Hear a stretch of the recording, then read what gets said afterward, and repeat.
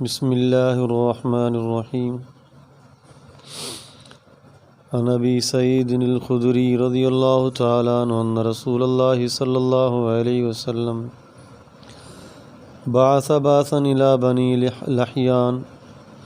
من حزیل فقال لینبعث من کل رجلین احدہما والاجر بینہما رواہ مسلم۔ نیکی کے کاموں میں تعاون کرنا،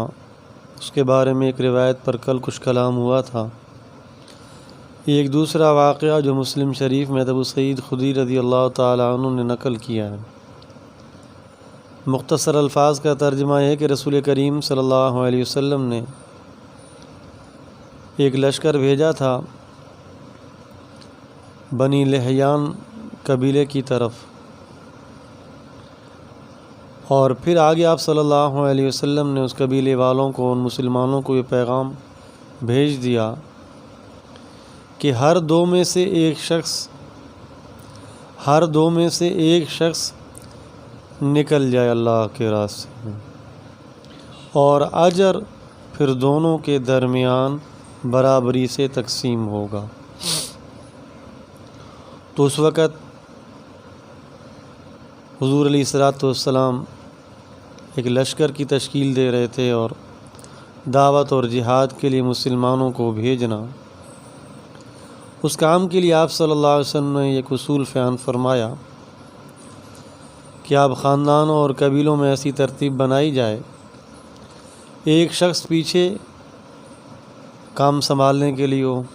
دکان ہے، مکان ہے، زمینیں ہیں، جو بھی ہے، اور ہر دو میں سے ایک ایسی ترتیب بنائیں کہ ایک اللہ کے راستے میں نکل جائے۔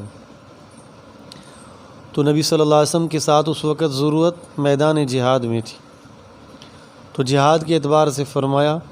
ایک آدمی دو میں سے، جیسے دو بھائی ہیں، ایک چلا جائے، ایک پیچھے کام سنبھالے۔ اگر کہیں دو بھائی نہیں ہیں تو بھی دو شخص آپس میں مل کے ترتیب بنائیں،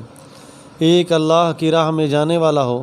اور ایک پیچھے کام سنبھالنے والا ہو۔ تو اس اعتبار سے دین کے ہر شعبے کو آپ لے لیجئے کہ جہاں جہاں ظاہر ہے کسی دین کے شعبے میں کوئی مسلمان لگتا ہے تو اس کے لیے مستقل طور پر دنیا کا کام کرنا مشکل ہو جائے گا۔ ہمارے وہ دعوت و تبلیغ کے حضرات جیسے یوں فرماتے ہیں کہ ہر گھر میں سے ایک فرد اگر گنجائش ہو تو ہر وقت اللہ کے راستے میں نکلا ہوا ہو، تو اس میں سارے شعبے پھر آ جاتے ہیں۔ تعلیم کا شعبہ ہے، تدریس کا شعبہ ہے، کہ مسلمانوں کو ترتیب ایسی بنانی چاہیے کہ چلو ہر دو میں سے ایک نہیں ہو سکتا تو اپنے خاندان میں سے ایک فرد کو مخصوص کر دینا کہ وہ اللہ کے کاموں کے لیے ہو، عالم بنایا، حافظ بنایا، اور یا تبلیغ میں چلتا ہے تو جماعت میں ہی چلتا رہے، باقی اس کے معاون بنے۔ یہ اب اس صورت میں فائدہ کیا ہوگا؟ سب جا نہیں سکتے، سب کوئی دین کا کام ایک کر نہیں سکتے، دنیا کو تم چھوڑ نہیں سکتے، لیکن اگر دو چار افراد نے مل کر ایک کا تعاون کیا ہے، اس پر یہ فرمایا کہ جو جانے والا ہے اس کو تو ثواب ملے گا، لیکن جو اس کا تعاون کرنے والے ہیں اور پیچھے سے سنبھالنے والے ہیں ان کو بھی اجر پورا ملے گا۔ پھر اللہ جل جلالہ نے مزاج اور طبیعتیں مختلف بنائی ہیں، کسی کی طبیعت اور مزاج مجاہدے والی ہوتی ہے، کسی کی نہیں ہوتی۔ کوئی نکل سکتا ہے دین کے کام میں، لوگوں کے پاس جانے میں اس کی طبیعت ہے، اور ایک کا یہ مزاج نہیں ہے، تو اس اعتبار سے بھی آسانی ہے۔ جس کا مزاج نہیں ہے اور وہ تنہائی میں رہنا چاہتا ہے، اپنے کام سے کم رکھنا چاہتا ہے، تو دکان مکان یہ چیزیں سنبھالتا رہے اور کسی دوسرے فرد کو بھیج دے۔ اب جو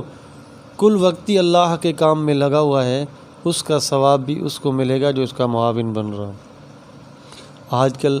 اگر خاندان میں بڑی پریشانی اور دکھ ہوتی ہے جب کوئی ایک دین کی راہ میں لگ جاتا ہے، کوئی کہیں پڑھنا چاہتا ہے تو کوئی اس کا تعاون نہیں کرتا۔ ہمارے ایک طالب علم نے داخلہ لیا تھا، کل ہی کی بات ہے، پھر اجازت لے کے چلا گیا۔ وجہ اس کی یہی تھی کہ وہ تو پڑھنا چاہتا ہے لیکن شادی بھی ہو چکی ہے، اب پیچھے جو بھائی وغیرہ ہیں خاندان کے لوگ اس کا کوئی تعاون کرنے کے لیے تیار نہیں ہے، بے اپنا گھر آ کے خود سنبھالو، ہم کچھ نہیں کرتے۔ حالانکہ